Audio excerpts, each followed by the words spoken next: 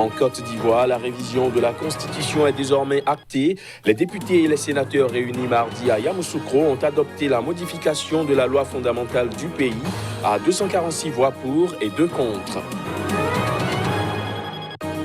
Au Zimbabwe, le président Emmerson Mnangagwa a décrété l'état de catastrophe nationale pour enrayer la propagation de la pandémie de Covid-19. Il a notamment annoncé l'annulation des célébrations de l'indépendance. Et puis aux États-Unis, le président Donald Trump est officiellement le candidat désigné des Républicains pour la présidentielle du 3 novembre prochain.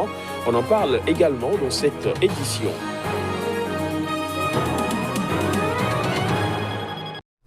Voilà pour les titres. Bonsoir à tous. En Côte d'Ivoire, la révision de la Constitution est désormais actée. Les députés et les sénateurs réunis mardi à Yamoussoukro ont adopté la modification de la loi fondamentale du pays. 246 voix pour et 2 contre. C'est le score qui a sanctionné le vote. Voici les détails. La majorité des 2/3 des 344 députés et sénateurs était nécessaire pour que la révision soit adoptée. Et sans surprise, le vote est acquis par 246 voix pour et 2 contre. Le président Ouattara, qui a annoncé le 5 mars qu'il ne briguerait pas un 3e mandat, avait en même temps dévoilé plusieurs modifications de la Constitution qu'il avait fait adopter en 2016. Parmi elles, la suppression du ticket président-vice-président, celui-ci devant être finalement nommé par le président après le scrutin. Également, la suppression de la Cour suprême avec l'institutionnalisation du Conseil d'État et de la Cour des comptes, ou encore la prolongation sine die du mandat des députés en cas d'impossibilité d'organiser un scrutin. L'opposition a boycotté le vote à l'Assemblée comme au Sénat. Nous, opposants, nous sommes contre toute touche à une virgule de la Constitution à quelques mois de la présidentielle, a affirmé Ngoran Djedri du Parti démocratique de Côte d'Ivoire, PDCI, ajoutant « C'est une mascarade, aucune des règles élémentaires n'a été respectée pour cette modification ». Le climat politique est tendu en Côte d'Ivoire avant la présidentielle d'octobre. Elle se tiendra 10 ans après la crise post-électorale de 2010-2011 qui avait fait 3000 morts. La semaine dernière, le parti de Ouattara a désigné le Premier ministre Amadou Gon Coulibaly comme son candidat. Pour le moment, l'ancien Premier ministre Guillaume Soro, âgé de 47 ans, ex-allié de Ouattara, est devenu l'un de ses adversaires et le seul à s'être déclaré candidat au sein de l'opposition. Accusé de complot sous le coup d'un mandat d'arrêt en Côte d'Ivoire, il vit actuellement en France. L'ancien président Henri Konan-Bédié, lui âgé de 86 ans, entretient le mystère mais a déjà évoqué plusieurs fois en public sa candidature. Restons en Côte d'Ivoire où les écoles et universités sont fermées depuis 48 heures, conséquence des mesures adoptées par le gouvernement pour limiter la propagation du coronavirus. Les événements sportifs ont été également suspendus. Le constat à travers cet élément. C'est à l'issue d'un conseil de sécurité présidé par le président Alassane Ouattara que les mesures ont été adoptées. La fermeture avec effet immédiat pour 15 jours des frontières à tous les voyageurs non ivoiriens venant de pays ayant enregistré plus de 100 cas de coronavirus, ainsi que la fermeture pour 30 jours de tous les établissements scolaires et universitaires du pays. Les événements sportifs et culturels sont aussi suspendus et les boîtes de nuit, salles de spectacle et cinéma, sauf les bars et restaurants, seront fermés à partir du 18 mars pour 15 jours, a déclaré le secrétaire général de la présidence de Côte d'Ivoire, Patrick Ayi, à l'issue d'un conseil national de sécurité exceptionnel consacré au coronavirus. En outre, les rassemblements de plus de 50 personnes sont également interdits pour 15 jours. Les Ivoiriens doivent désormais respecter une distance d'au moins 1 mètre entre les personnes dans les grandes surfaces, restaurants, maquis, bars, entreprises. Les autorités vont aussi ouvrir des centres pour les mises en quarantaine des cas suspects et ont décidé de réactiver les comités départementaux de lutte contre les épidémies. Par ailleurs, le secrétaire général a fait le point sur l'épidémie. Un nouveau cas a été confirmé, portant le total à 6 cas confirmés depuis le 12 mars dernier, tous à Abidjan. Mais le premier patient est désormais guéri. Dans le communiqué, le président ivoirien Alassane Ouattara exhorte les 26 millions d'habitants de la Côte d'Ivoire à la responsabilité et au strict respect des mesures de santé publique et invite les autorités traditionnelles et chefs religieux à s'impliquer dans le but d'endiguer la propagation du virus. Les pays africains ont été parmi les derniers à être affectés par la pandémie de coronavirus, mais leur nombre a rapidement augmenté ces derniers jours. Face à cette progression, nombre d'entre eux ont adopté des mesures drastiques pour tenter de ralentir l'épidémie et d'épargner au maximum leur système de santé fragile.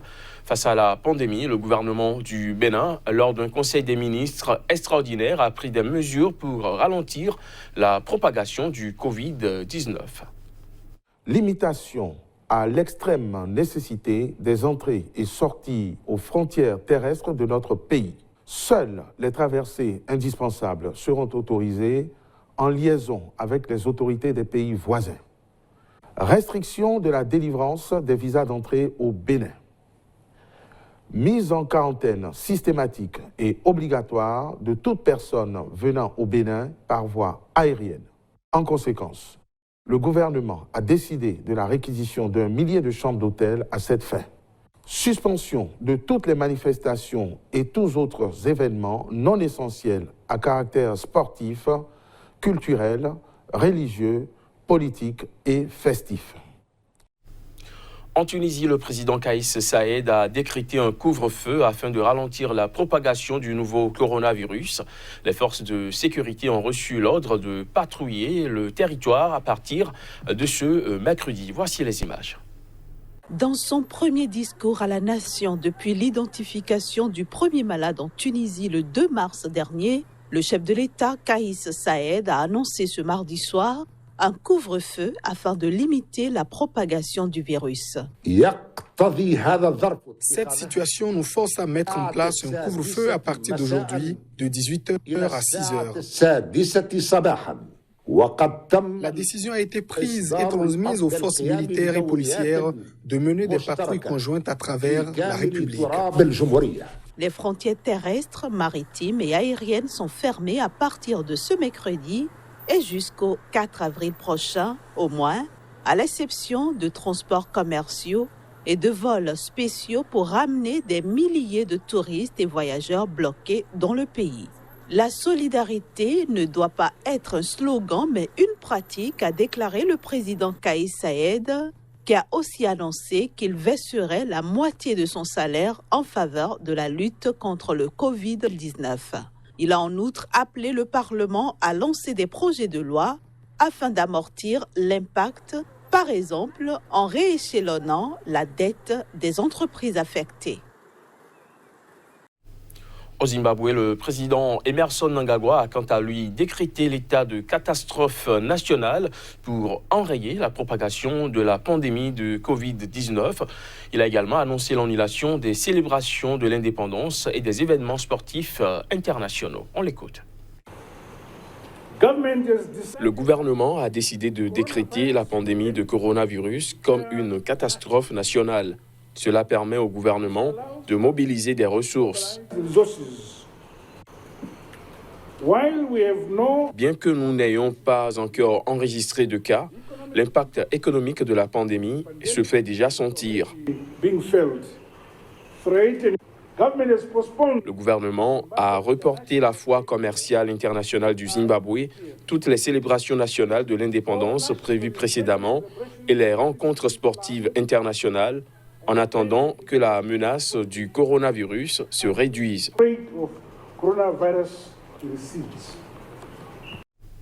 Et pendant ce temps, au Togo, les populations réagissent aux mesures adoptées par le gouvernement pour prévenir la propagation du nouveau coronavirus.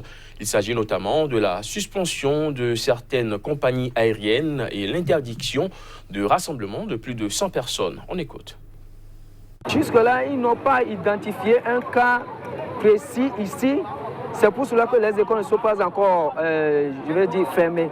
Donc, en attendant, sur ce point, on attend d'abord et attend voir les jours à venir pour voir ce que ça va donner. Vous savez, en Afrique, nos frontières sont tellement ouvertes que tout le monde rentre comme il veut chaque jour. Donc, c'est le moyen d'éradiquer ce secteur-là pour mieux faire face au fléau. Je crois que c'est le seul moyen pour le moment. Avec le temps, on verra ce qui est la suite. Puisque dans les autres pays... Ce que le gouvernement a fait, on l'a bien apprécié. Parce que le coronavirus, comme vous l'attendez, ça vient de l'extérieur. Les églises aussi doivent être fermées, l'école aussi doit être fermée, plus les frontières, on a dans la sécurité. Un mois qu'il a décrété, là c'est bon.